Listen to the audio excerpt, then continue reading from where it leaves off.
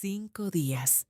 Solo han pasado 5 días desde que enterramos a Eduardo bajo la tierra roja de nuestra hacienda. El olor a café tostado sigue impregnando las cortinas, pero la casa se siente diferente. Se siente inmensa y vacía. Sabes, amiga, debería estar llorando en mi habitación, vestida de negro riguroso, rezando el rosario como se espera de una viuda respetable aquí en Colombia. Y lo hago, claro que lo hago cuando alguien mira. Pero aquí, ahora, hablando contigo, tengo que confesar algo terrible. Hay una parte de mí, una parte muy pequeña y vergonzosa en el fondo de mi pecho que siente alivio. Sí, alivio. Es como cuando te quitas unos zapatos hermosos, de esos de tacón alto que todo el mundo admira, pero que te han estado apretando y lastimando los pies durante 40 años. Así me sentía esta mañana, mirando los cafetales desde la ventana, pensando que por fin iba a tener paz. Qué ingenua fui. La paz es un lujo que mujeres como nosotras no podemos permitirnos. Justo cuando me estaba sirviendo la segunda taza de café, escuché golpes en la puerta principal. No eran golpes normales, eran urgentes. Era Lucas, nuestro capataz. Lucas ha trabajado en esta finca desde antes de que yo me casara con Eduardo. Es un hombre de campo, de esos que se quitan el sombrero 3 veces antes de entrar a la casa grande y que nunca te miran directo a los ojos por respeto.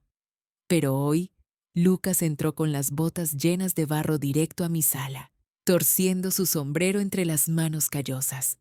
Estaba pálido, como si hubiera visto un fantasma. Se acercó a mí y, sin decir buenos días, me extendió la mano. En su palma abierta brillaba una llave pequeña, de hierro oscuro, fría. Doña Carmen, me dijo con la voz quebrada, perdóneme. Don Eduardo me hizo jurar ante la Virgen del Carmen. Me hizo jurar por la vida de mis nietos, que solo le entregaría esto a usted cuando él ya no estuviera. Me dijo que esperara a que se enfriara la tierra. Lucas tragó saliva y me miró con miedo. Me dijo que si no se la daba hoy, sentía que el alma de don Eduardo iba a venir a jalarme los pies en la noche. Tomé la llave. Pesaba más de lo que parecía. Yo sabía qué llave era esa, o al menos intuía que habría algo que Eduardo protegió con celo toda su vida. Le di las gracias a Lucas y lo despaché. Me quedé sola con ese pedazo de metal frío en la mano. Mis piernas se movieron solas hacia el despacho de Eduardo. Ese cuarto siempre ha olido a tabaco, a madera vieja y a secretos de negocios. Caminé directo hacia el reloj de péndulo que está en la esquina. Es un reloj alemán, enorme, alto como un hombre, que ha estado en la familia por 3 generaciones. Siempre pensé que era un trasto viejo porque nunca daba la hora correcta. Siempre estaba detenido a las 12 en punto. Pero resulta que no estaba descompuesto. Era una fachada. Metí la llave en una ranura casi invisible en el costado de la madera tallada. Mi corazón latía tan fuerte que resonaba en mis oídos como tambores de guerra. Giré la llave. Hizo un clic suave, seco. El panel frontal del reloj se abrió. Y allí estaba. No había lingotes de oro. No había fajos de billetes. Ojalá hubiera sido eso. Ojalá hubiera sido dinero que él perdió en apuestas. Eso lo habría perdonado. Pero no. Adentro, en un compartimento forrado de terciopelo, había una carpeta de cuero desgastado y una fotografía suelta que se deslizó hasta el suelo. Me agaché a recogerla. Mis rodillas crujieron. O tal vez fue mi alma la que crujió. Levanté la foto. Era pequeña, en blanco y negro, con los bordes doblados. En la imagen había una mujer joven. Una mujer de cabello oscuro, ojos grandes y una sonrisa que desafiaba a la cámara. No era yo. Pero lo que me heló la sangre fue reconocer esa mirada. Era la misma mirada que Eduardo tenía cuando me hablaba de pasión, la misma forma almendrada, la misma mirada profunda que me enamoró cuando yo tenía 20 años. Le di la vuelta a la foto con los dedos temblando tanto que casi se me cae de nuevo. Al reverso, con la tinta azul de la pluma fuente que Eduardo usaba para firmar los cheques de la hacienda, había una fecha escrita, 15 de mayo. Apenas unos días antes de nuestra boda. Sentí un golpe en el estómago. Eso fue durante el tiempo que estuvimos separados. Un año antes de que yo caminara hacia el altar vestida de blanco, creyendo que era la única mujer en su vida. Junto a la carpeta había un sobre lacrado. Decía simplemente, para Carmen, abrir solamente en mi ausencia. Rompí el sobre sin delicadeza. Saqué la hoja de papel. La letra de Eduardo, esa letra firme y elegante que todos respetaban en el pueblo, ahora parecía temblorosa. La primera línea decía, Carmen, mi vida, perdóname por ser un cobarde. Dejé caer la carta sobre el escritorio. 42 años, 42 años compartiendo la cama, la mesa, criando a nuestro hijo Santiago, construyendo este imperio de café grano a grano. Y todo ese tiempo, mientras yo creía que nuestra vida era perfecta, él guardaba a un niño en un reloj, el recuerdo de otra mujer. Una traición que acaba de convertir mi duelo en algo mucho más peligroso, en rabia. Me dejé caer en esa silla de cuero que tanto le gustaba a Eduardo, esa que todavía tiene la forma de su espalda marcada en el respaldo. Mis manos no dejaban de temblar mientras sostenía la carta, pero me obligué a leerla. Tenía que saber. Tenía que entender cómo el hombre que me juraba amor eterno cada noche había sido capaz de construir una mentira tan grande. Y lo que leí, amiga, fue como recibir una bofetada con un guante de seda. En la carta, Eduardo no pedía perdón por haber dejado de amarme. No, eso hubiera sido más fácil. Él escribía que me amaba desesperadamente, pero que fue débil. Decía que todo sucedió hace 42 años, justo esas 2 semanas antes de nuestra boda. ¿Te acuerdas de ese tiempo? Claro que te acuerdas. Fue cuando tuvimos aquella pelea monumental porque él quería invertir los ahorros de su padre en maquinaria nueva y yo tenía miedo de que nos fuéramos a la quiebra. Le grité. Le tiré el anillo de compromiso a la cara y le dije que no quería casarme con un irresponsable. Él se fue a la capital, furioso y herido. Estuvimos separados 15 días. 15 días de silencio. Yo pensé que él estaba reflexionando, que estaba sufriendo por mi ausencia. Pero no. En la carta confesaba que en esos días de soledad y despecho conoció a una mujer, Rosario. Decía que no fue amor, que fue un consuelo, un error de una noche lluviosa en un hotel barato del centro. Cuando regresó a la hacienda y me pidió perdón, yo lo vi diferente. Lo vi más maduro, más serio. Pensé que el miedo a perderme lo había hecho hombre. Qué estúpida fui. No era madurez, era culpa. Regresó conmigo porque yo era la esposa adecuada, la socia perfecta para la hacienda, pero cargaba con el peso de lo que había hecho. Lo peor es que él no supo del niño inmediatamente. Escribió que se enteró hace apenas un año, cuando esa mujer, Rosario, lo buscó porque estaba enferma. Eduardo contrató a un investigador privado para confirmar la historia. Dejé la carta para un lado y abrí la carpeta de cuero. Adentro estaba el informe completo, un informe frío, lleno de datos y fechas, grapado con precisión, y allí estaba la foto actual. Se llama Daniel. Es profesor de música en una escuela pública de la ciudad. En la foto está saliendo de un edificio con un estuche de violín al hombro. Me acerqué el papel a la cara, buscando diferencias, buscando algo para decir que no era cierto, pero era inútil. Ese hombre, ese extraño, tiene la misma mandíbula cuadrada de Eduardo. Tiene su misma postura al caminar, esa forma de inclinar la cabeza hacia la izquierda. Es como ver a un fantasma joven de mi marido, pero vestido con ropa sencilla y zapatos gastados. Pero lo que me hizo hervir la sangre no fue la foto. Fue lo que encontré al final de la carpeta. Recibos. Transferencias bancarias hechas durante los últimos 12 meses. Eduardo no solo sabía de su existencia, los estaba manteniendo. Vi pagos a una clínica cardiológica. Pagos por una cirugía de corazón para Rosario. Sumas enormes de dinero. Miré las fechas y sentí que me faltaba el aire. Esas transferencias se hicieron justo después de la cosecha pasada. ¿Te acuerdas que Eduardo me dijo que las ganancias habían sido bajas por culpa de la plaga de la broca? Me mintió. Me robó.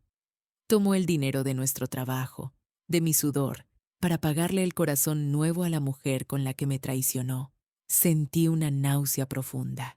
No solo me fue infiel con su cuerpo, me fue infiel con nuestro patrimonio, con el futuro de nuestro hijo Santiago. Cerré la carpeta de golpe. El silencio en el despacho era absoluto. Solo se escuchaba el tic-tac de ese maldito reloj que escondía la traición. Saqué un encendedor del cajón del escritorio. Eduardo lo usaba para sus puros. Encendí la llama y me quedé mirando el fuego, hipnotizada. Tenía todo ahí, la carta, las fotos, los recibos. Bastaba con acercar la esquina del papel a la llama y todo desaparecería. Nadie más lo sabía. Podría quemarlo todo, tirar las cenizas por la ventana y seguir siendo la viuda respetable, la dueña inmaculada de la hacienda. Santiago nunca sabría que su padre le mintió. Yo podría vivir en paz, o al menos en una mentira cómoda. Pero luego miré la cara de ese muchacho, Daniel, en la foto, y la duda me mordió el corazón. Queridas amigas, díganme la verdad, porque necesito escucharlas. Si ustedes estuvieran en esta silla, con el encendedor en una mano y la prueba de la traición en la otra, ¿qué harían? ¿Serían capaces de leer hasta el final y destapar la cloaca, aunque eso destruya la imagen de su marido? ¿O prenderían fuego a todo para proteger la memoria de su familia y vivir tranquilas? Escriban en los comentarios la palabra verdad si creen que debo seguir leyendo, o la palabra paz si creen que debería haber quemado esa maldita carpeta, porque en ese momento yo no sabía qué elegir. No lo quemé. Al final, guardé el encendedor en el cajón y metí la carpeta en mi bolso de mano, bien al fondo, donde guardo el rosario y las pastillas para la presión. No podía destruir la verdad sin antes verla a los ojos. Pero mi prueba de fuego llegó 5 minutos después, cuando la puerta del despacho se abrió de golpe y entró Santiago, mi hijo. Santiago es un hombre apuesto, no lo voy a negar. Tiene mi altura y el porte de su padre. Pero sus manos son suaves, manos de ciudad, manos que nunca han tocado un grano de café crudo ni han sentido el picor de la tierra. Entró hablando por su teléfono celular, gesticulando, y ni siquiera me miró a los ojos. Colgó la llamada y se sentó frente a mí, cruzando las piernas con esa arrogancia que le perdoné demasiadas veces. Mamá, me dijo sin preámbulos, tenemos que agilizar la lectura del testamento. Tengo a los inversionistas de la empresa de tecnología respirándome en la nuca. Necesito vender el lote norte. Ese terreno viejo no produce nada y el dinero me urge para la nueva aplicación. Sentí un frío en el estómago. El lote norte. Esa tierra fue la primera que Eduardo y yo compramos con el sudor de nuestra frente hace 30 años. Allí plantamos los primeros árboles de sombra. Y para mi hijo, mi único hijo legítimo, no era más que tierra vieja convertible en dinero rápido. Le dije que tuviera paciencia, que su padre acababa de morir. Él bufó, miró su reloj costoso y me dijo que el mundo no se detiene por los muertos. En ese momento, mirándolo bien, me pregunté, ¿es este el hijo por el que me sacrifiqué tanto? ¿Es este hombre egoísta mejor que el hijo ilegítimo que toca el violín? Tenía que saberlo. Esa misma tarde le dije a Lucas que preparara la camioneta. Le mentí.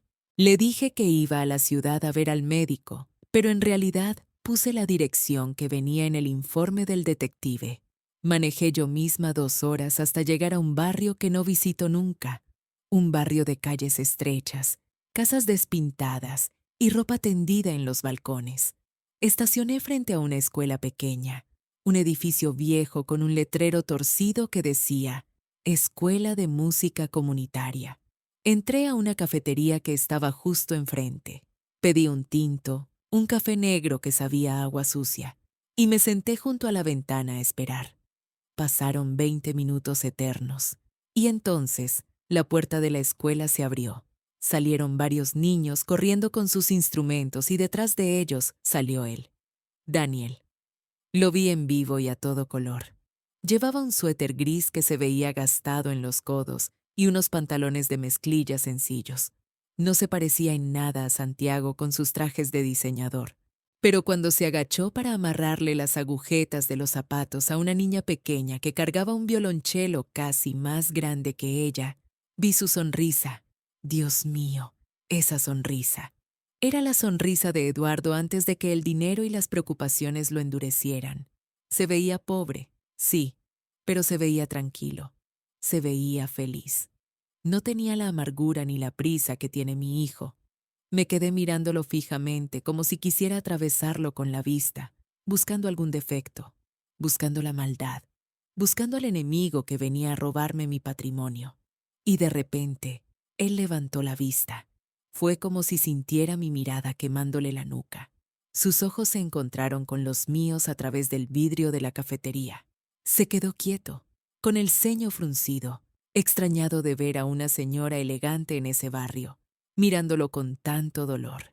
El pánico me invadió. Sentí que me iba a desmayar. Dejé un billete sobre la mesa sin esperar el cambio y salí casi corriendo hacia la camioneta. Mis manos temblaban tanto que me costó trabajo meter la llave en el contacto. Arranqué y huí de allí como una criminal, con el corazón queriéndoseme salir por la boca. Conduje de regreso a la hacienda con la cabeza hecha un lío. Una parte de mí quería odiarlo, pero otra parte, esa parte traicionera, pensaba que ese muchacho tenía una nobleza que a mi propio hijo le faltaba. Llegué a casa, ya de noche. Entré cerrando la puerta con doble cerrojo, como si pudiera dejar los problemas afuera. Pero los problemas ya estaban adentro. Apenas cerré el cerrojo, el teléfono de la casa comenzó a sonar. Era tarde, pasadas las 9 de la noche. Contesté con miedo. Era el doctor Morales, el abogado de la familia de toda la vida. Su voz sonaba grave, preocupada. Doña Carmen, me dijo, perdone la hora, pero no podía esperar hasta mañana. He estado revisando los archivos de la notaría y ha aparecido algo. Sentí que el piso se abría bajo mis pies. ¿Qué pasa, doctor?, pregunté, aunque ya lo presentía. Carmen, dijo él haciendo una pausa larga. Don Eduardo hizo un movimiento hace 2 semanas. Hay un segundo testamento registrado. Y créame, lo que dice ese documento cambia todo. No podemos ignorarlo. Prepárese, Carmen, porque viene una tormenta. No pegué el ojo en toda la noche. A la mañana siguiente, a las 8 en punto, ya estaba yo sentada en la oficina del doctor Morales. Ese despacho huele a cuero viejo y a leyes rancias, un olor que siempre me había dado seguridad, pero que ese día me revolvía el estómago. El doctor Morales, que ha sido amigo de la familia por más de 30 años, ni siquiera se atrevía a mirarme a la cara. Se limpiaba los lentes con un pañuelo de tela, una y otra vez, ganando tiempo. Por fin, dejó los lentes sobre el escritorio y soltó la bomba. Carmen, me dijo con voz suave, como si le estuviera hablando a una niña pequeña. Eduardo cambió el testamento 14 días antes de morir. 14 días. Mi marido ya estaba en cama, con oxígeno. Apenas podía hablar, pero tuvo la fuerza suficiente para llamar al notario a mis espaldas y apuñalarme por la espalda. ¿Qué cambió?, le pregunté, sintiendo cómo se me tensaban los músculos del cuello. Morales suspiró y deslizó un documento hacia mí. Léalo usted misma. Mis ojos fueron directo a la cláusula tercera. Allí, en letras negras y claras, decía que Eduardo reconocía a Daniel como su hijo biológico y le cedía el 45% de sus bienes y derechos en la hacienda La Esperanza. 45%. Sentí que la sangre se me subía a la cabeza. Me levanté de la silla de un salto. «Esto es un robo», grité. Y no me importa si parezco una loca, amiga, pero grité con todas mis fuerzas. Esa tierra es mía. Yo fui la que se levantó a las 4 de la mañana durante 20 años para supervisar la cosecha. Yo fui la que negoció con los bancos cuando estuvimos a punto de perderlo todo en la crisis de los 90. Eduardo era la cara amable, pero yo era la columna vertebral de ese negocio. Y ahora, él pretendía regalar casi la mitad de nuestro esfuerzo a un extraño, solo porque sentía culpa. El doctor Morales intentó calmarme. Carmen, por favor, me dijo. Eduardo dejó una nota explicativa. Decía que quería equilibrar la balanza. Decía que Santiago lo tuvo todo. Los mejores colegios, viajes a Europa, coches del año, mientras que Daniel creció en la pobreza, sin un padre. Decía que era una cuestión de justicia divina. ¿Justicia? Le respondí temblando de rabia. Justicia hubiera sido que se mantuviera los pantalones puestos hace 40 años. Agarré un vaso de agua que estaba sobre el escritorio y sin pensarlo lo estrellé contra la pared. El vidrio estalló en 1000 pedazos y el agua empapó el título universitario de Morales. Me quedé parada ahí, respirando agitada, viendo el desastre que acababa de hacer. Esa fui yo rompiéndose. Esa fue la Carmen prudente y sumisa que dejaba de existir. El doctor Morales se quedó pálido. Carmen, me advirtió, si impugnamos esto, si vamos a juicio, Santiago se va a enterar. Y usted sabe cómo es su hijo. Si Santiago se entera de que un profesor de música le quiere quitar casi la mitad de su herencia, lo va a destruir. Va a contratar a los peores abogados. Va a sacar los trapos sucios de ese muchacho. Va a arrastrar el apellido de su padre por el lodo con tal de no perder un centavo. Tenía razón. Santiago es capaz de todo cuando le tocan el bolsillo. Cerré los ojos y traté de pensar con frialdad.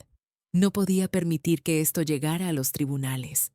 No podía permitir que mi hijo manchara la memoria de su padre, aunque su padre fuera un traidor. Tenía que haber otra manera. Recogí mi bolso y me alicé la falda, recuperando la compostura que me quedaba. No le diga nada a Santiago todavía. Le ordené al abogado. Deme 48 horas. Salí de esa oficina con una sola idea en la cabeza. Eduardo ya no estaba para responder por sus actos. Daniel no sabía nada del testamento, o al menos eso parecía. Pero había alguien más, alguien que conocía toda la historia, alguien que había estado en las sombras durante 4 décadas. La madre, Rosario. Si quería detener esta guerra antes de que empezara, tenía que verla a ella.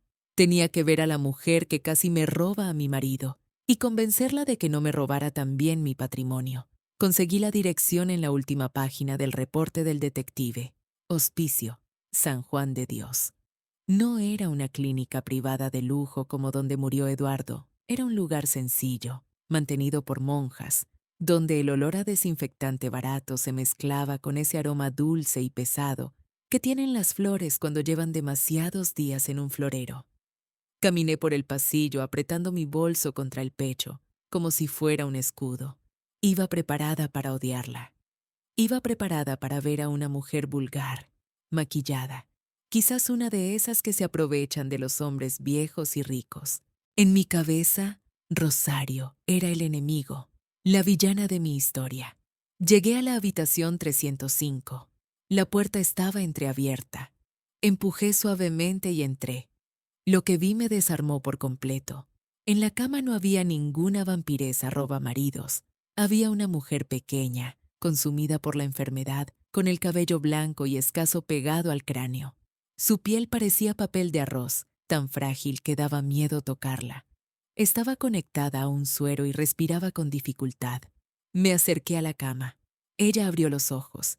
Eran oscuros, profundos, y por un segundo vi un destello de miedo. Tú, susurró con una voz que sonaba como hojas secas pisadas. Eres Carmen. No supe qué decir.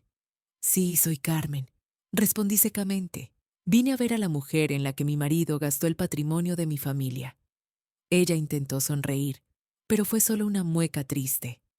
No gastó nada en mí que yo le pidiera, dijo ella tosiendo un poco. Yo nunca le pedí nada.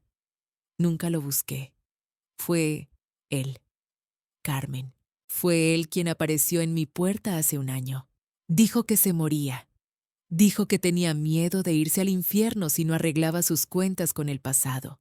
Él quería comprar su entrada al cielo, no comprar mi amor. Me quedé callada. Sus palabras tenían sentido. Eso sonaba exactamente a Eduardo, siempre queriendo arreglar los problemas con la chequera para no tener que usar el corazón. Rosario señaló con un dedo tembloroso hacia el cajón de la mesita de noche. Ábrelo, me pidió. Por favor. Abrí el cajón. Adentro había un cuaderno de tapa dura, viejo, con las esquinas desgastadas. Lo reconocí de inmediato. Era la agenda que Eduardo llevaba consigo a todas partes en los años 80, esa que yo pensé que había perdido. Tómalo, dijo Rosario. Es tuyo. Me lo dejó la última vez que vino. Dijo que quería que yo supiera que, aunque tuvo un hijo conmigo, tú fuiste el amor de su vida. Léelo, Carmen. Ahí está todo. Su culpa, su miedo y lo mucho que te adoraba. Tomé el diario. Mis manos ardían al tocarlo. Rosario me miró con los ojos llenos de lágrimas. Carmen, me dijo, agarrándome la muñeca con una fuerza sorprendente para alguien tan débil. Ódiame a mí. Insúltame. Escúpeme si quieres, ya me estoy muriendo, no importa. Pero por lo que más quieras, no castigues a Daniel. Mi hijo no sabe nada del testamento. Él cree que Eduardo era un viejo amigo que quiso ayudarlo con mi operación. Daniel es bueno. Es inocente. No le hagas pagar por los pecados de su padre. Me solté de su agarre, retrocediendo un paso. Verla así, suplicando por su hijo con el último aliento que le quedaba, me rompió algo por dentro. Quería gritarle. Quería decirle que su existencia había arruinado mi recuerdo de 40 años de matrimonio, pero no pude. La muerte tiene una forma de hacer que el odio parezca inútil. Salí de la habitación sin decirle adiós, con el diario de mi marido quemándome las manos. Me apoyé en la pared del pasillo, tratando de respirar, mientras escuchaba los pitidos de las máquinas dentro del cuarto. Y ahí, sola en ese hospital, me hice una pregunta que ahora les hago a ustedes, amigas mías. Mírenme bien. Tenía a la amante de mi esposo a mi merced, moribunda y vulnerable. Tenía el poder de decirle todo el desprecio que sentía. Pero me callé. Díganme, por favor, sean honestas. Si ustedes estuvieran frente a la mujer que estuvo con su marido y la vieran así, al borde de la muerte, ¿podrían perdonarla? ¿Podrían sentir compasión por la madre que solo quiere proteger a su hijo? ¿O le dirían que se merece su sufrimiento? Escriban en los comentarios el nombre de su ciudad si creen que la misericordia es más fuerte que el rencor. O díganme si soy una tonta por no haberle gritado sus verdades. Porque en ese momento yo ya no sabía quién era la buena y quién era la mala en esta historia. Regresé a la hacienda sintiendo que cargaba el peso del mundo sobre mis hombros, pero lo que me esperaba al cruzar la puerta fue peor que cualquier enfermedad. Al entrar a la sala principal, encontré a Santiago. No estaba triste, no estaba llorando la muerte de su padre. Estaba furioso. Caminaba de un lado a otro como un león enjaulado, con una copa de aguardiente en la mano y un papel arrugado en la otra. Al verme, se detuvo en seco. Sus ojos, que siempre habían sido el orgullo de la familia, estaban inyectados de sangre y codicia. «Mamá», me gritó sin siquiera saludarme. «¿Tú sabías esto? ¿Sabías que papá se volvió loco antes de morir?» Me lanzó el papel a la cara. Era una notificación preliminar de la notaría que había llegado por correo certificado esa misma tarde. Santiago la había abierto sin mi permiso. «Lo leí todo, mamá», siguió gritando, derramando el licor sobre la alfombra persa. «Ese viejo nos traicionó. Nos traicionó. Quiere darle casi la mitad de todo a un muerto de hambre, a un hijo ilegítimo que nadie conoce. 45%, mamá. ¿Tienes idea de cuánto dinero es eso?» Me quedé parada allí, escuchando a mi hijo, a mi sangre, y sentí un frío glacial en el pecho. En ningún momento preguntó cómo me sentía yo. No le importó que su padre me hubiera sido infiel. No le dolió la mentira familiar. Lo único que le dolía, lo único que le importaba, era el dinero, la tierra, los activos. Mientras Rosario, la amante, solo pedía clemencia para su hijo, mi propio hijo legítimo solo pedía guerra. «Vamos a impugnar», dijo Santiago, acercándose a mí con una sonrisa torcida que me dio miedo. «Ya hablé con 3 abogados. Vamos a alegar demencia senil. Vamos a decir que papá ya no tenía la cabeza bien, que ese oportunista se aprovechó de él cuando estaba medicado. Vamos a destruir a ese tal Daniel y a sacarle hasta los ojos, si es necesario. No voy a dejar que un profesorcito de cuarta se quede con mi herencia. Fue entonces cuando lo vi con claridad. Vi a un hombre mezquino, un hombre pequeño vestido con ropa cara, que estaba dispuesto a arrastrar el nombre de su padre por el lodo y a humillar la memoria de nuestra familia en los tribunales, solo para no perder unos pesos. La rabia me subió desde los talones hasta la palma de la mano. Sin pensarlo, levanté el brazo y le di una bofetada. El sonido fue seco, fuerte, como un disparo en la sala vacía. La cabeza de Santiago giró hacia un lado. Se llevó la mano a la mejilla, mirándome con una mezcla de sorpresa y odio, como si nunca me hubiera visto antes. Y tal vez no me había visto. Tal vez nunca había visto a la Carmen que existe debajo de la madre complaciente. Cállate, le dije con una voz tan baja y peligrosa que hasta yo me asusté. No te atrevas a hablar así de tu padre. Tu padre cometió errores, sí, pero tenía corazón. Tú, en cambio, parece que tienes una caja registradora en el pecho. Santiago intentó replicar, pero levanté la mano de nuevo y él retrocedió. Escúchame bien, Santiago, le dije. Aquí no va a haber juicios. No va a haber escándalos en la prensa. No vamos a hacer la comidilla del pueblo. Yo soy la dueña de la mitad de esta hacienda y soy la albacea de la otra mitad. Y yo decidiré qué se hace. ¿Y qué vas a hacer, mamá?, me preguntó, todavía sobándose la cara. ¿Vas a dejar que nos roben? Voy a hacer lo que debí hacer hace días, le respondí. Voy a mirar al enemigo a los ojos. Quiero saber quién es ese muchacho. Quiero saber si es un hombre de bien o si es la sanguijuela que tú dices.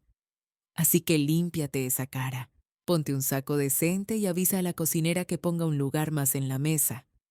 Santiago me miró confundido. ¿Qué? Esta noche, le dije con frialdad, vamos a tener un invitado. Voy a llamar a Daniel y lo voy a invitar a cenar. Y tú, hijo mío, te vas a sentar a la mesa, vas a sonreír y te vas a comportar como un caballero. O te juro por la memoria de mis padres que el que se va a quedar sin herencia vas a ser tú. La cena fue un desastre, amiga. Un completo y absoluto desastre desde el primer minuto. Yo había preparado el escenario con cuidado. Mandé poner el mantel de lino bordado, la vajilla de porcelana francesa y mandé a abrir una botella del mejor vino de la bodega. Quería ver cómo se comportaba ese muchacho en mi terreno. Quería ver si la codicia le brillaba en los ojos cuando viera el lujo en el que vivimos.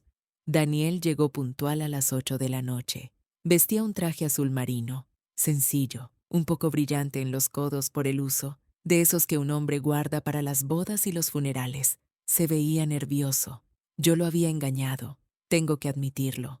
Lo llamé por teléfono esa misma tarde fingiendo ser una viuda caritativa que quería discutir una beca grande para su escuela de música. El pobre no tenía ni idea de que estaba entrando a la boca del lobo. Cuando entró al comedor, Santiago ya estaba sentado a la cabecera, ocupando el lugar de su padre. Mi hijo ni siquiera se levantó para saludar. Solo lo miró de arriba abajo con esa arrogancia que me duele en el alma y siguió bebiendo su vino como si fuera agua. Daniel, en cambio, saludó con educación. Agradeció la invitación 3 veces y se sentó en la orilla de la silla, como si tuviera miedo de ensuciarla. Durante la sopa, intenté mantener una conversación civilizada. Le pregunté por sus alumnos, por la escuela, y ahí fue cuando pasó algo que no esperaba. Daniel empezó a hablar de la música. Hablaba de cómo un violín puede salvar a un niño de la calle, de cómo el arte le da dignidad a la pobreza. Mientras hablaba, movía las manos. Dios mío, las manos. Tenía los mismos gestos que Eduardo. Tenía esa misma pasión en la voz que tenía mi marido cuando hablaba de la primera cosecha de café. Por un momento olvidé que era el hijo de la otra. Solo vi a un hombre joven con un corazón noble. Pero Santiago no vio eso.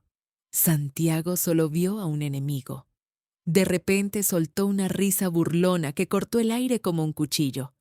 «Dígame, profesor», dijo mi hijo con veneno en la lengua, «¿esa pasión suya paga las facturas? Porque aquí En el mundo real, lo que cuenta es la producción, el dinero, no las sinfonías tristes. Daniel se detuvo. Dejó la cuchara suavemente sobre el plato y miró a mi hijo a los ojos. Con una calma que me dejó helada, le respondió: La música alimenta el espíritu, señor Santiago.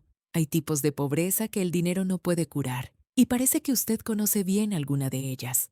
Esa frase fue el detonante.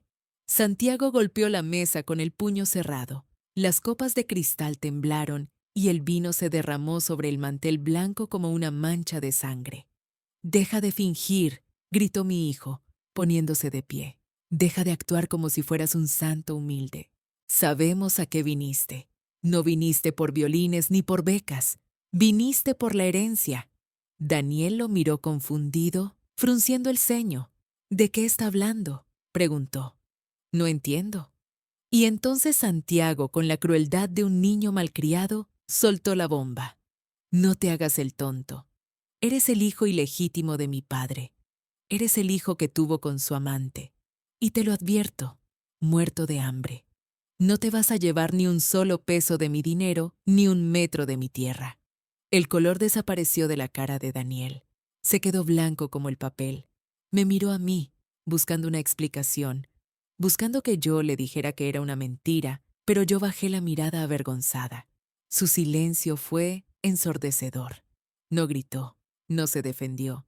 Solo vi cómo sus ojos se llenaban de lágrimas, no de tristeza, sino de una decepción profunda. Se levantó despacio, con una dignidad que Santiago nunca tendrá. «Yo no sabía nada», dijo con la voz rota. «Yo creía que don Eduardo era solo un hombre amable que quiso ayudar a mi madre. No quiero su dinero. No quiero nada de gente como ustedes». Se dio la media vuelta y salió de la casa sin mirar atrás. Escuché el portón principal cerrarse a lo lejos y supe que habíamos cometido un error terrible. Me quedé ahí sentada, viendo cómo mi hijo se servía otra copa de vino con una sonrisa de triunfo en los labios, mientras yo sentía que acabábamos de echar a perder la única oportunidad de arreglar esto por las buenas. Y ahora, amiga, tengo miedo, porque no hay nada más peligroso que un hombre bueno cuando le rompen el corazón. Santiago destapó una botella de champaña esa misma noche. Celebraba como si hubiéramos ganado la lotería, riéndose y diciendo que la basura se había sacado sola. Pero yo no pude probar ni una gota.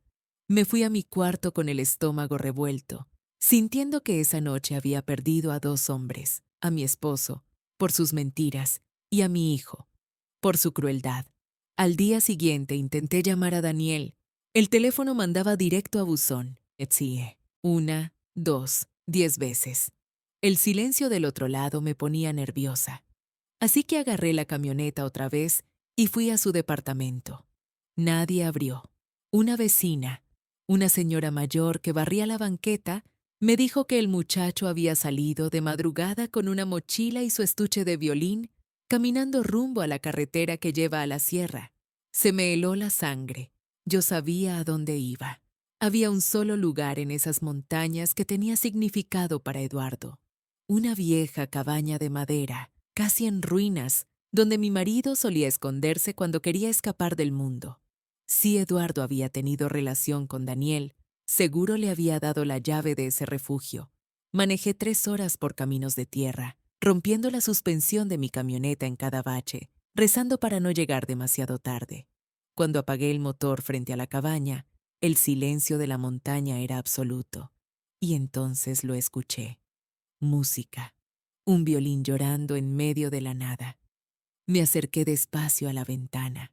Daniel estaba adentro, sentado en una silla de paja, tocando con los ojos cerrados. Y amiga, la melodía que tocaba no era cualquier canción. Era el bolero favorito de Eduardo. Esa canción que mi marido tarareaba cuando estaba feliz. Se me erizó la piel de los brazos. Ese muchacho no solo tenía la sangre de Eduardo, tenía su alma. Empujé la puerta. El rechinido de las bisagras oxidadas hizo que Daniel saltara de la silla. Cuando me vio, bajó el violín y su cara se endureció. Ya no había miedo en sus ojos, solo cansancio. «¿Qué hace aquí?», me preguntó con voz seca. ¿Vino hasta asegurarse de que desaparecí? No se preocupe, señora. No voy a volver. Daniel, le dije dando un paso adelante. Tenemos que hablar. No hay nada que hablar. Me interrumpió. Agarró un cuaderno viejo que estaba sobre la mesa, arrancó una hoja con rabia y sacó un bolígrafo del bolsillo. Escribió algo rápido. Firmó con fuerza, casi rompiendo el papel, y me lo extendió. Tenga, me dijo. Es una renuncia. Ahí dice que no quiero nada de su dinero, ni de sus tierras, ni de su apellido. Lléveselo a su hijo para que pueda dormir tranquilo sobre sus millones. Yo me quedo con mi música y con mi dignidad. Eso es lo único que mi madre me enseñó a valorar. Tomé el papel. Mis manos temblaban. Leí sus palabras, escritas con trazos nerviosos. Yo, Daniel, renuncio a todos los derechos sobre la herencia de Eduardo. Levanté la vista y lo miré. Estaba parado allí, en esa cabaña miserable, con los zapatos sucios y el corazón roto, pero se veía más grande, más hombre que Santiago en su silla de gerente. En ese momento pensé en mi hijo celebrando con champaña. Pensé en la codicia, en el egoísmo, en lo fácil que sería aceptar ese papel, darme la vuelta y regresar a mi vida cómoda. Nadie me juzgaría. Sería la solución perfecta para mis problemas. Pero luego miré a Daniel a los ojos y vi a Eduardo pidiéndome perdón. Vi la verdad que había intentado ignorar. Este muchacho no era un error, era una lección. ¿Y sabes qué hice? Hice lo único que una mujer con vergüenza en la cara podía hacer. Arrugué el papel en mi puño y lo rompí. Lo rompí en 2, en 4, en 1000 pedazos, y dejé que los trocitos cayeran al suelo de madera podrida como nieve sucia. No, Daniel, le dije con firmeza, tú no vas a renunciar a nada, porque lo que te dejó tu padre no es un regalo, es una deuda. Y en esta familia, aunque a mi hijo se le haya olvidado, las deudas se pagan. Así que agarra ese violín y sube a la camioneta, porque tú y yo vamos a regresar a la hacienda y vamos a arreglar esto, te guste o no. El regreso a la hacienda fue tenso. En el camino llamé al doctor Morales y le exigí que nos esperara en la casa. Daniel iba mirando por la ventana, abrazado a su estuche de violín como si fuera un salvavidas.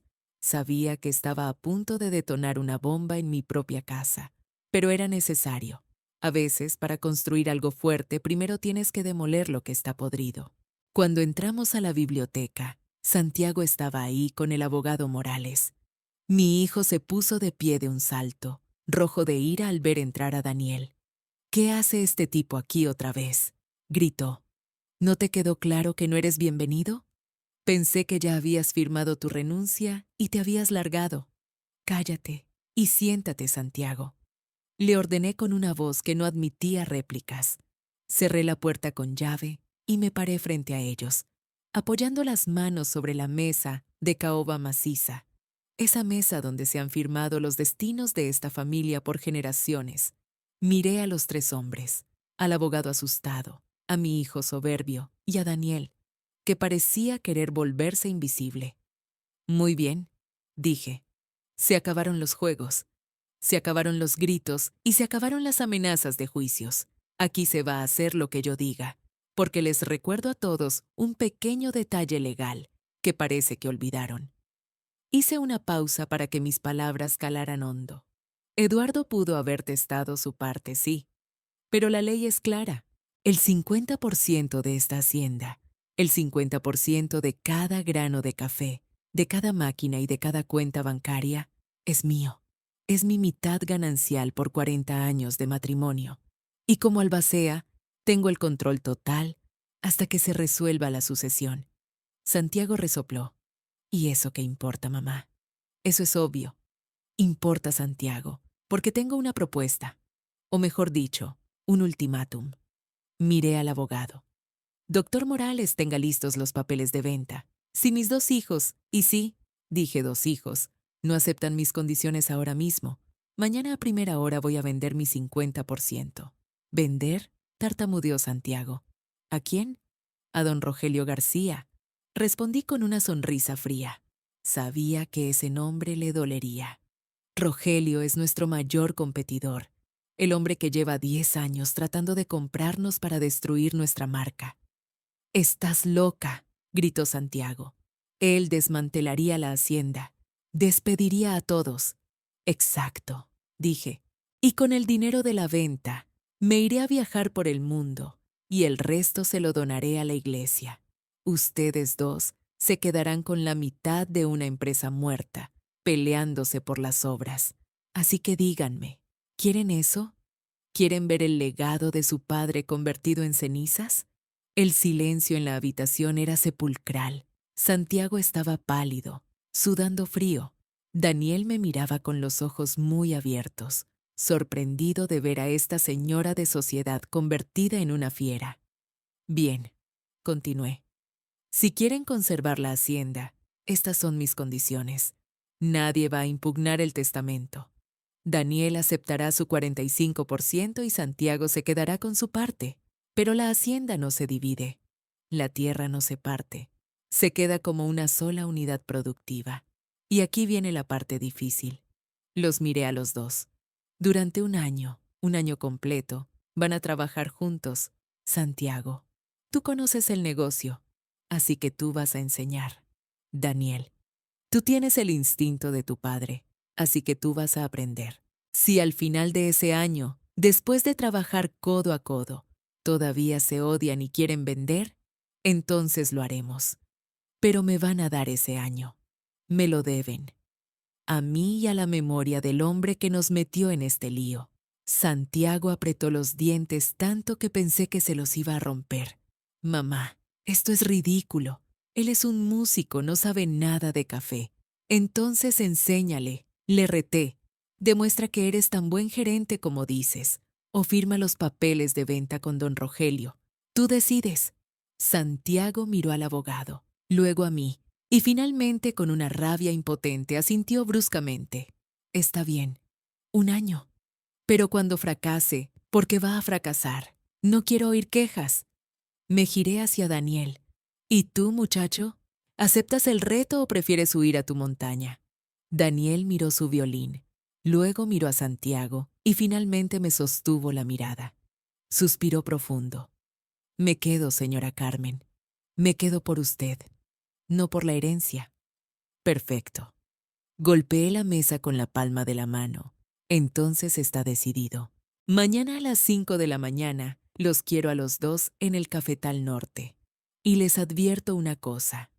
Si veo que alguno de los dos intenta sabotear al otro, vendo todo antes de que salga el sol. Ahora, lárguense de mi vista. Necesito un trago». Y vaya que lo necesité, porque ese año fue el más largo de mi vida. Al principio, Santiago intentó de todo para que Daniel renunciara. Le escondía informes financieros, le cambiaba las contraseñas de la computadora y le hablaba en términos técnicos que solo un agrónomo experto entendería, solo para hacerlo sentir estúpido frente a los empleados. Yo lo veía todo, créeme, lo veía todo. Pero me mordía la lengua hasta que me sangraba. Había prometido no intervenir y tenía que cumplir mi palabra. Daniel nunca se quejó. Ni una sola vez vino a llorarme. Cuando Santiago lo humillaba en la oficina con aire acondicionado, Daniel se iba al campo. Y ahí fue donde mi hijo ilegítimo, nos dio una lección a todos. Mientras Santiago dirigía desde su escritorio, Daniel estaba abajo, entre los surcos, almorzando arroz con frijoles con los recolectores, aprendiendo sus nombres, preguntando por sus hijos enfermos. En 3 meses, los peones, esa gente humilde que Santiago ni siquiera miraba a los ojos, daban la vida por Daniel. Y Santiago, bueno, Santiago se moría de celos porque él tenía la autoridad. Pero Daniel se estaba ganando el respeto. Pero la verdadera prueba de fuego llegó en octubre. El cielo se puso negro una tarde y se desató una tormenta como no habíamos visto en décadas. El río que cruza la parte baja de la hacienda empezó a crecer de una forma aterradora y amenazaba con desbordarse y llevarse la cosecha principal, justo cuando el grano estaba rojo y listo para recogerse. Santiago entró en pánico. Lo vi en la terraza gritando por teléfono, desesperado, tratando de conseguir maquinaria pesada, tractores, grúas, lo que fuera. Pero nadie podía subir. Los caminos eran ríos de lodo. Santiago gritaba que estábamos arruinados, que todo estaba perdido, que la naturaleza nos odiaba. Estaba paralizado por su propia impotencia. Daniel no gritó. Fue al cuarto de herramientas y se puso las botas de caucho viejas de Eduardo, que le quedaban un poco grandes. Agarró una pala de hierro y salió bajo la lluvia torrencial. Santiago le gritó desde la barandilla: «¿A dónde vas, insensato? No puedes detener un río con las manos». Daniel se giró, con el agua escurriéndole por la cara, el pelo pegado a la frente, y le gritó para hacerse oír sobre el trueno. Le dijo que leyó en los diarios del abuelo que, en la gran inundación de 1970, salvaron el cultivo cavando zanjas a mano para desviar el agua hacia la quebrada seca. «Deja el teléfono y agarra una pala», le dijo, «o quédate ahí viendo cómo se ahoga tu herencia». Yo vi desde la ventana cómo mi hijo legítimo, el gerente, el hombre de ciudad, se quedó paralizado un segundo. Miró su teléfono inútil, miró a su hermano medio enterrado en el lodo luchando contra la corriente, y soltando una maldición que retumbó en la casa, bajó corriendo las escaleras. Se arremangó la camisa de marca, agarró otra pala y se metió al barro junto a él. Estuvieron 6 horas cavando bajo la lluvia, hombro con hombro, resbalándose, cayéndose, levantándose. No se hablaron, no se pidieron perdón, no se dijeron te quiero, pero por primera vez en sus vidas estaban remando hacia el mismo lado. Cuando la lluvia paró y vimos que el agua se desviaba por las zanjas, salvando los cafetales, los dos se dejaron caer en el suelo, cubiertos de lodo de pies a cabeza, respirando como animales cansados. Vi a Daniel descolgarse una cantimplora con agua y pasársela a Santiago. Santiago la tomó, bebió con ansia y se la devolvió asintiendo levemente con la cabeza. No hubo abrazos de película, pero hubo algo más importante. Hubo reconocimiento. Y ahí, viéndolos desde mi balcón, con el corazón en la garganta, pensé en lo curiosa que es la sangre. A veces, un extraño se vuelve más hermano que el propio hermano, y a veces tiene que venir una desgracia para recordarnos que somos familia. Y tú, amiga que me escuchas, quiero preguntarte algo muy serio mientras me seco estas lágrimas. ¿Alguna vez te ha pasado que una tragedia, una enfermedad o un problema grave ha unido a tu familia cuando parecía que todo estaba roto? ¿Crees que el dolor une más a las personas que la alegría? Cuéntame tu historia en los comentarios, porque a veces siento que solo las desgracias nos hacen despertar y necesito saber si no soy la única que piensa así. El año terminó más rápido de lo que esperaba. La cosecha fue magnífica, los granos rojos brillaban como rubíes bajo el sol y el precio del café subió como la espuma. Cumplimos el trato. La hacienda estaba a salvo, las deudas pagadas y una calma extraña reinaba en la casa. O al menos eso creía yo hasta que una mañana de domingo vi a Daniel bajar las escaleras con su maleta vieja en una mano y el estuche del violín en la otra. Se paró frente a mí en la sala y me sonrió con esa timidez suya que nunca perdió, a pesar de haberse convertido en un gran patrón. «Ya está, señora Carmen», me dijo. El año pasó. Santiago ya sabe cómo tratar a los trabajadores y los números están en verde. Cumplí mi palabra. Ahora me regreso a mi escuela. Mis alumnos me esperan y mi vida allá también. Sentí un hueco en el pecho. Me había acostumbrado a escuchar su violín en las tardes, a verlo llegar lleno de barro riéndose de algún chiste de los peones. Pero antes de que pudiera rogarle que se quedara, la puerta del despacho se abrió de golpe y Santiago salió. No traía sus trajes italianos, traía ropa de trabajo, botas sucias y camisa remangada. Se acercó a Daniel y sin decir una palabra, le quitó la maleta de la mano y la puso en el suelo. «¿A dónde crees que vas?», le preguntó, pero no con rabia, sino con esa brusquedad torpe que tienen los hombres cuando no saben expresar cariño. Daniel lo miró confundido. «Me voy, Santiago. Ese fue el trato. 1 año y me largo. Tú te quedas con la gerencia». Santiago resopló y metió la mano en el bolsillo de su pantalón. Sacó algo que brilló con la luz de la mañana. Era el reloj de bolsillo de oro de Eduardo. Ese reloj que mi marido llevó el día de nuestra boda.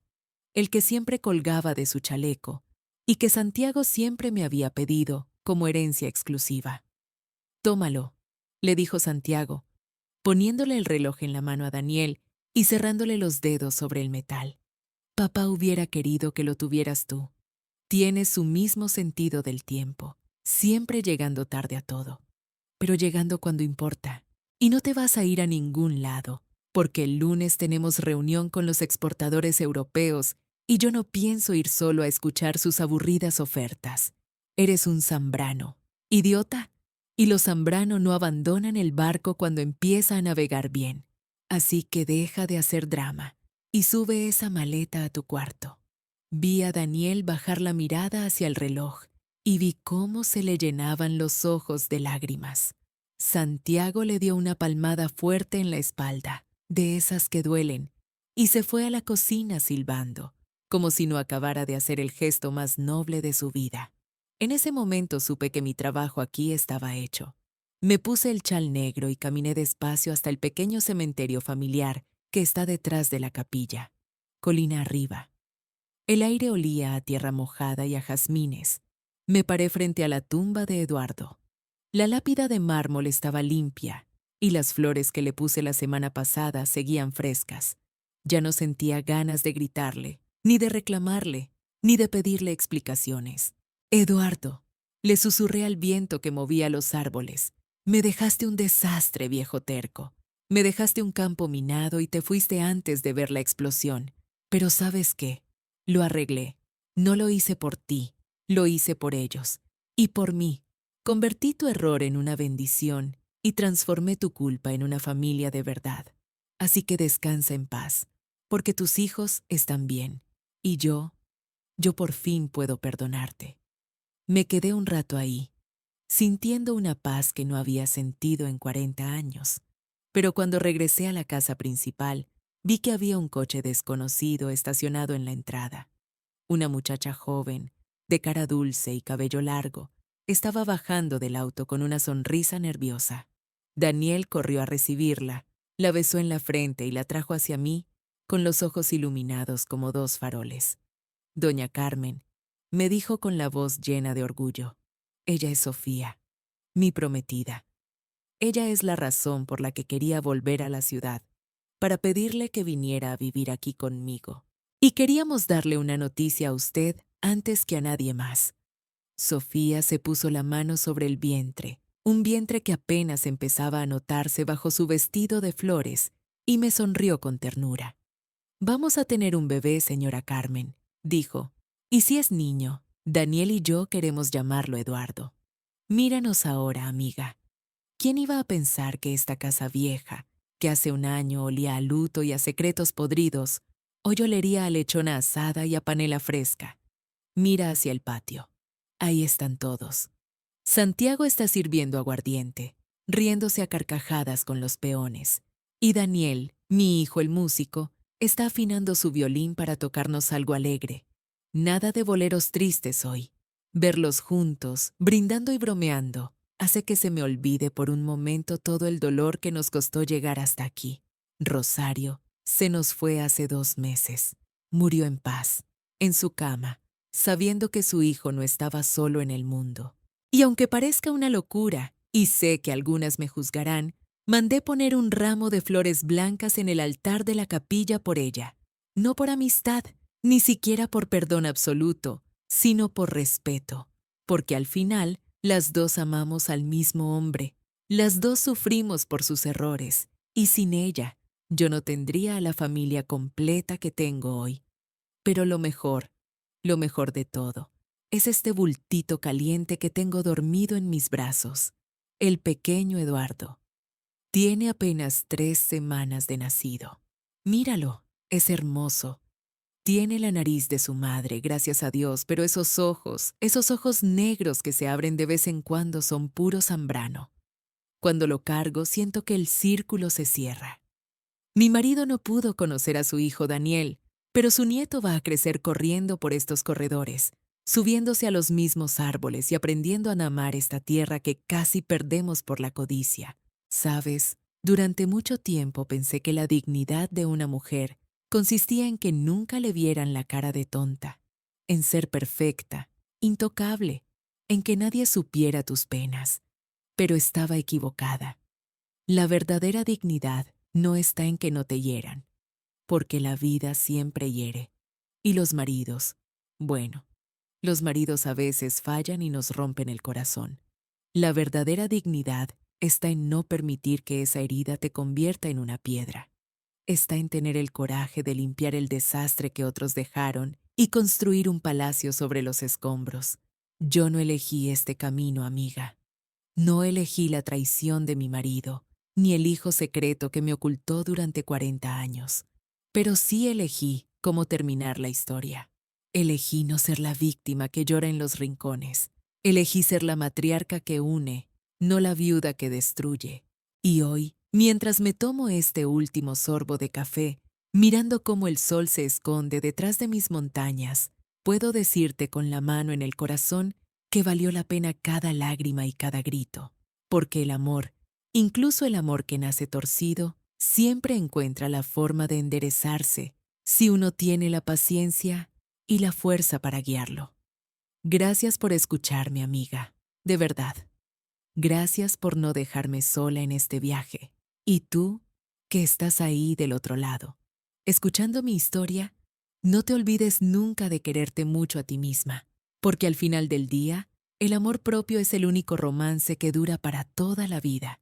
Si mi historia te ha conmovido o te ha hecho reflexionar, te invito a que te suscribas al canal y actives la campanita.